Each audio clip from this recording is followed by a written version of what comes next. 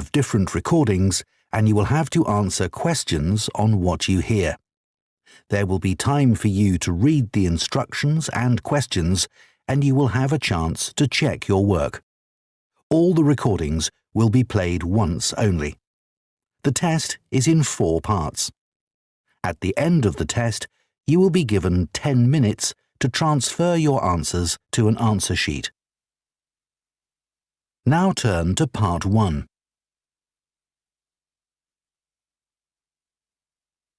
Part 1. You will hear 2 neighbours who live in an apartment block talking about shopping for food. First, you have some time to look at questions 1 to 6.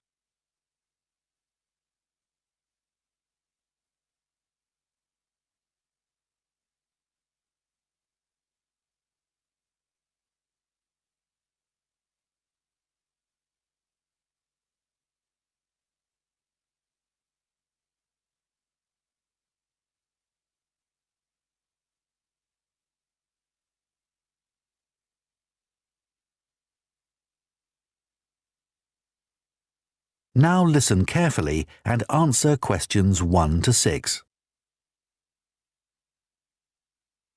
Hi, Shannon. How are you settling into your new flat? Really well, thanks. You look like you're going shopping. Yes, I am. My cousins are coming to stay for a couple of days and I have to cook for them. Well, there are plenty of places to buy food in Kite Place. It's the area by the harbour. Oh, OK. I'll find that on the map. Thanks. What sort of food do you need to get?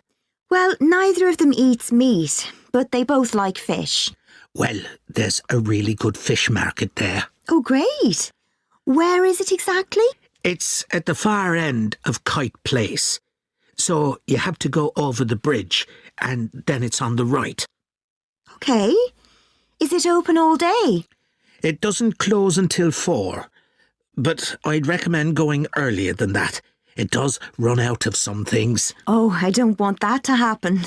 As long as you get there by 3:30, you should be fine. It's only 11 now, so plenty of time. Right.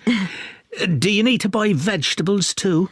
I do, and I want to avoid all the plastic packaging in the supermarket. Well, there's a really nice organic shop there. Now, what's it called? It's the name of a flower. I know, it's Rose. Oh, that's a nice name. Yeah, it sells vegetables and quite a lot of other stuff. And where's that? Well, as you reach the market, you'll see a big grey building on your left.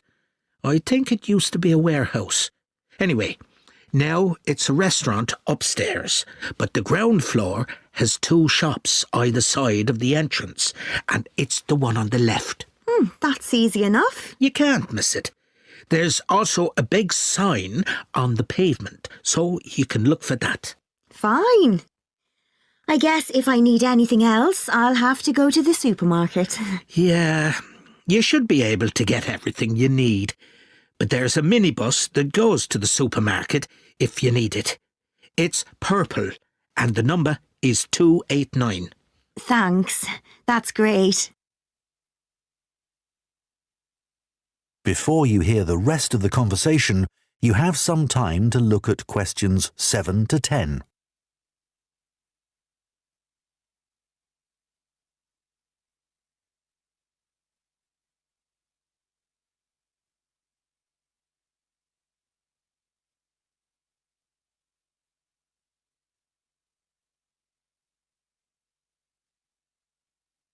Now listen and answer questions 7 to 10. So, what do you need to get at the fish market? The salmon is always very good, and the shellfish. I'm going to make a curry, I think, and I need about 12 prawns for that. They'll have plenty of those. OK. Have you ever tried samphire? No, what's that? It's a type of seaweed. Oh. I just ask for a handful, and you fry it in butter. It's delicious. Oh, I might try that. How do you spell it? It's SAMPHIRE.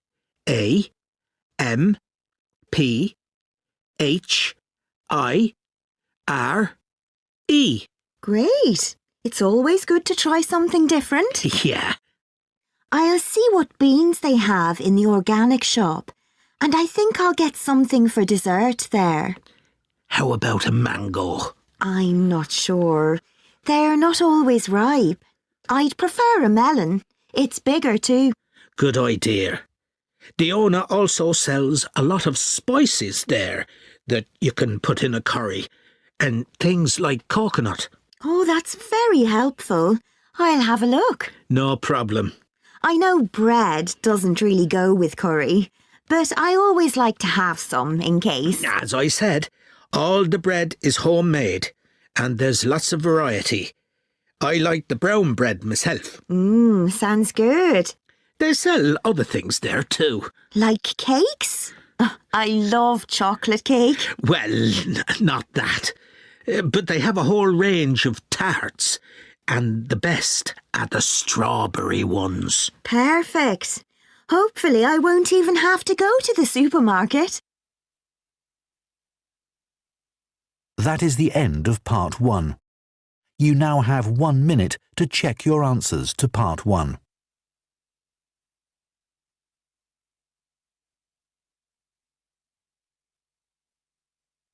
Part 2. You will hear the organiser of a children's book festival giving some information about it on a local radio programme. First, you have some time to look at questions 11 to 16.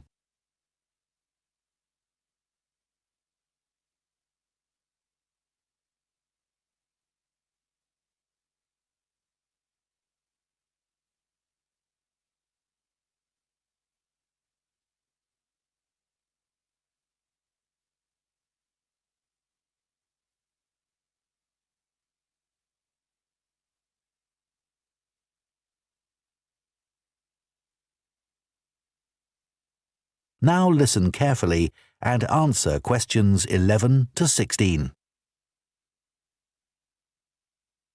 The Children's Book Festival is coming up again soon, and here to tell us all about it is the festival's organiser, Jenny Morgan. So tell us what we can expect this year, Jenny. Well, as usual, we've got 5 days of action-packed, exciting events for children, with writers coming from all over the country getting involved. Just to give you an idea of what's on offer in the workshops, first of all, there's a very special event called Superheroes. This is a chance for deaf children to share their reading experiences with author Madeline Gordon, who is herself hearing impaired. Just Do It is a practical workshop led by the well-known illustrator Mark Keane. He'll take participants on a magical journey to faraway lands with an opportunity for aspiring actors to do some role play. Count on Me is an inspiring and entertaining look at the issues of friendship for 13 to 14-year-olds. It looks at some of the friendships described in popular books and asks participants to compare these with their own experiences. Speak Up is part of a series of workshops on the subject of mental health.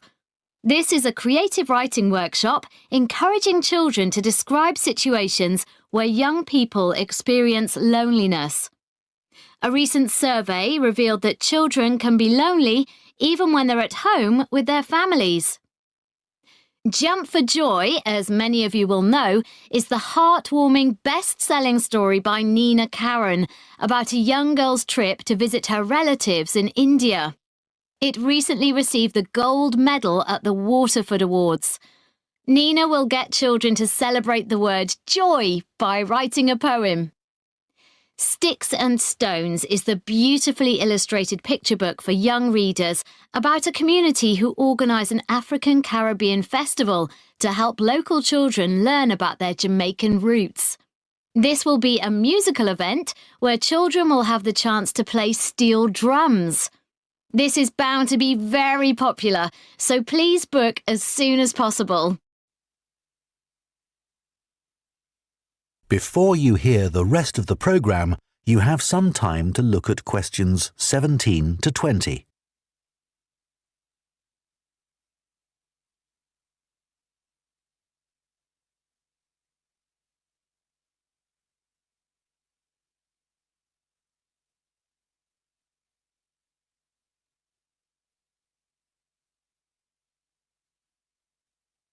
Now listen and answer questions 17 to 20. Thanks, Jenny. That all sounds really interesting. I'm just wondering if you have a favourite book you could recommend for our readers? It's hard to choose, but Alive and Kicking is definitely worth mentioning. You won't have heard of the writer as it's her first book, which is really impressive. It's basically the teenage diary of a boy from Somalia who comes to live in the UK. It deals with the serious issue of immigration and all the challenges the boy has to face at school and with the language barrier, etc. Usually, books like this are quite sad, but this one actually made me cry with laughter. On each page, there are simple but hilarious black and white stick drawings of the boy with his friends and teachers. At the end of each diary entry, there are new English words the boy learns each day, which may help develop some children's vocabulary. I think my kids would enjoy that. What about any advice for parents on how to encourage their children to read more? Well, this is something I get asked about a lot. There are so many distractions for kids these days that it can be hard to find time for reading. One thing I'd say is to make time to sit down with your child and share books with them. A lot of parents give up reading aloud to their children as soon as they learn to read independently, but this is a mistake. It's good to read more advanced books to them as it helps to develop their vocabulary. If you don't have time for this, then let them listen to audiobooks. Often they'll want to read books they've listened to for themselves. I think it's a good idea to make a mental note of the type of books your child is reading. Often they just read the same genre all the time, which can get a bit boring. You can introduce new authors and genres to them. Librarians should be able to help you with this. Well, Jenny, I think that's really useful advice. That is the end of part 2. You now have 30 seconds to check your answers to part 2. Part 3. You will hear a trainee science teacher called Claire talking about her practical teaching work to another trainee called Jake. First, you have some time to look at questions 21 to 25.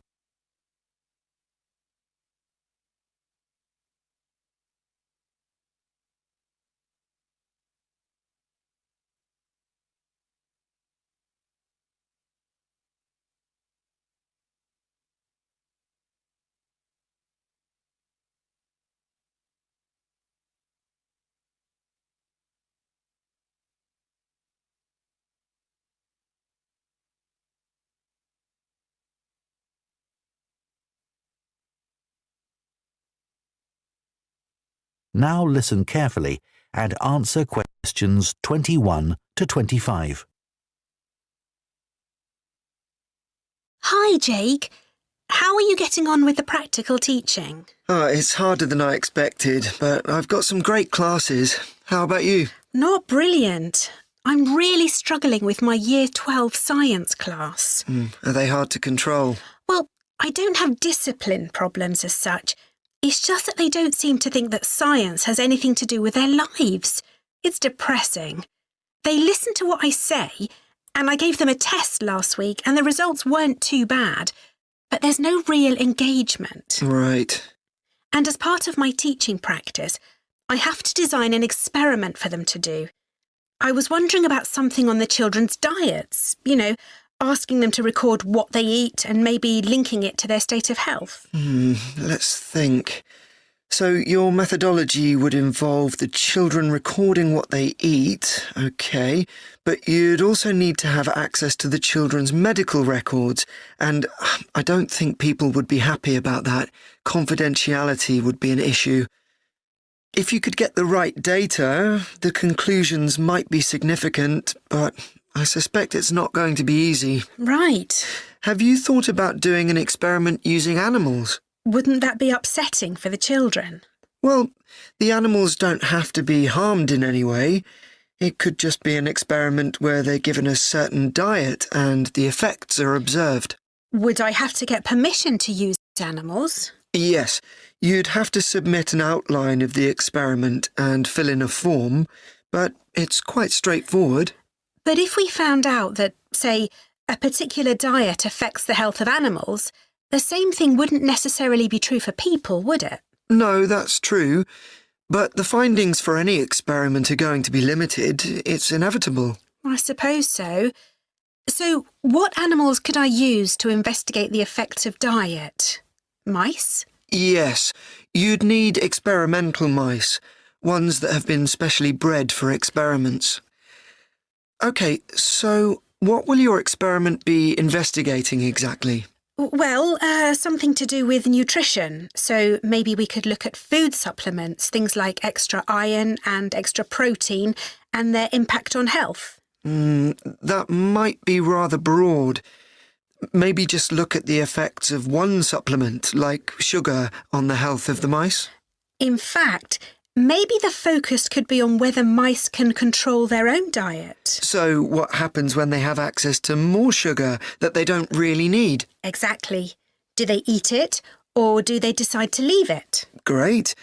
Then later on you could do a follow-up experiment adding another variable, like you could give some of the mice the chance to be more active, running on a wheel or something, and the others just sit around and don't do much. Or I could repeat the experiment but change the type of food I provided, or use mice with a different genetic structure. But I think your idea would be more interesting. I might think about that some more. Before you hear the rest of the discussion, you have some time to look at questions 26 to 30.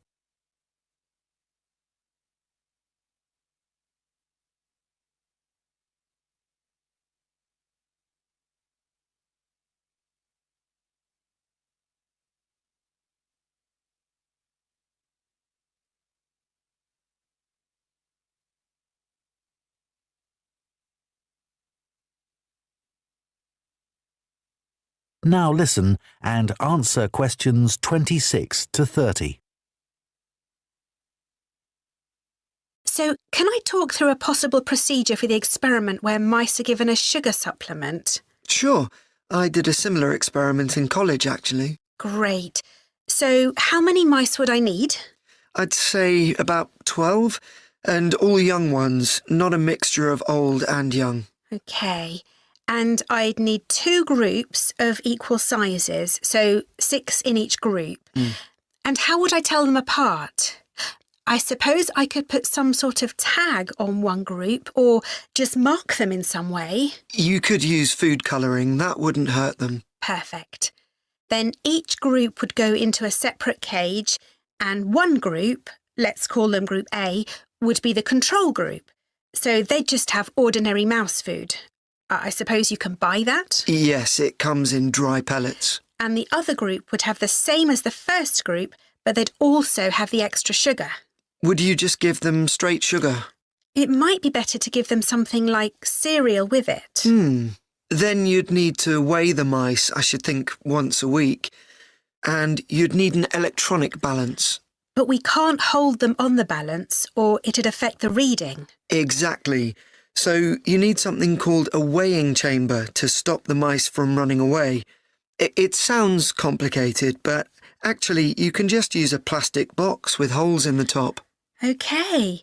So once we've measured the weight gain of each mouse, we can work out the average for each group, as well as the standard deviation, and then see where we go from there. That sounds cool. I think the students will enjoy it. Yes. One thing you must remember... That is the end of part 3. You now have 30 seconds to check your answers to part 3. Part 4. You will hear part of an environmental science lecture about microplastics. First, you have some time to look at questions 31 to 40.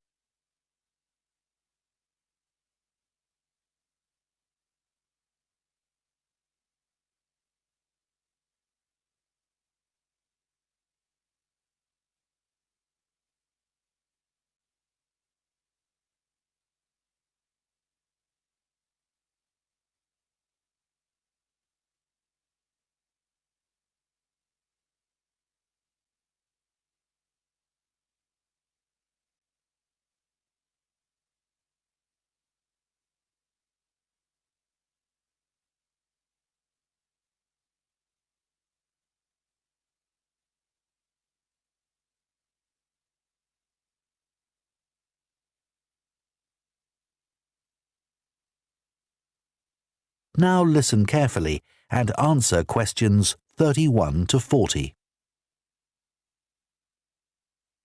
In today's lecture, I'm going to be talking about microplastics. Microplastics are tiny pieces of plastic smaller than 5 millimeters in size. Recently, there's been a greater awareness that there are large quantities of plastic waste, big and small, in the environment.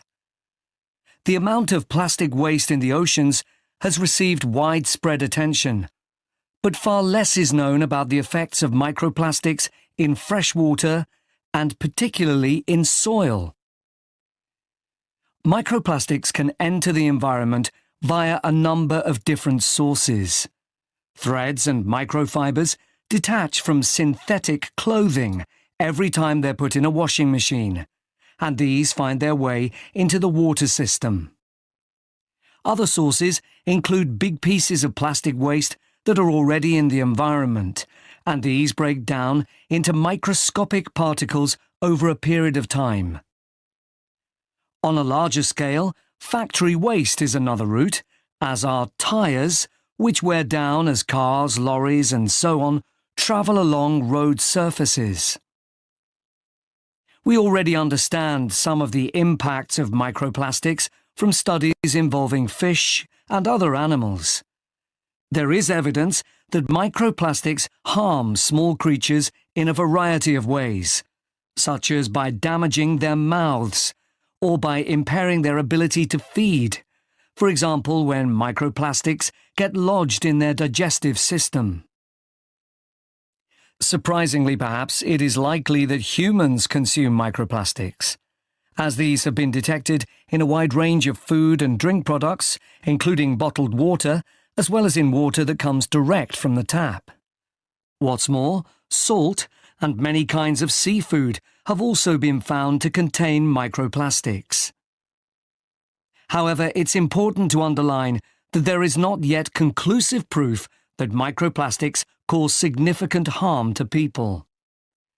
In many countries, including here in the UK, there is legislation which prevents manufacturers from adding plastic microbeads to shower gels, facial cleansers, and toothpaste.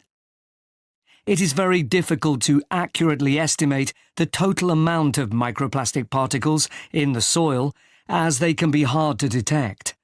But we do know they are carried in the air and deposited in the soil by rain. What's more, many of the fertilizers used by both farmers and gardeners contain microplastics.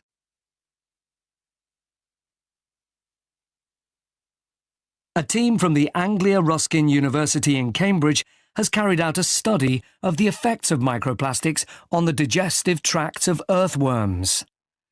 These worms, which live in topsoil, are an essential component of our agricultural system. By feeding on soil, they mix nutrients into it, thereby making it more fertile. The researchers set out to discover whether the introduction of microplastics into the soil and the subsequent ingestion of these by earthworms would impact soil quality and ultimately inhibit plant growth. The short answer was yes, it did. After placing 3 different types of microplastic particles into the soil, they planted perennial ryegrass. The particles of microplastic, which included biodegradable PLA and conventional high-density polyethylene, or HDPE, were then ingested by the earthworms in the soil. The result was that the worms lost weight rapidly. What's more, a lower percentage than normal of the ryegrass seeds germinated, and the researchers concluded that this was a direct result of the earthworms being unable to fulfill their normal role in making soil more fertile. The team also discovered that there was an increase in the amount of acid found in the soil, and this was attributed mainly to the microplastic particles from conventional HDPE plastic. The conclusions of the study make for very interesting reading. I've included the reference in the notes to give you at the end of this session. To summarize, the authors proposed the idea that we need to regard soil as we would regard any other process in nature. This means We should accept the implications of soil being dependent on decaying and dead matter constantly being passed through the bodies of earthworms. That is, when soil becomes impoverished by the presence of microplastics, not only ecosystems, but also the whole of society are negatively impacted. That is the end of Part 4. You now have 1 minute to check your answers to Part 4.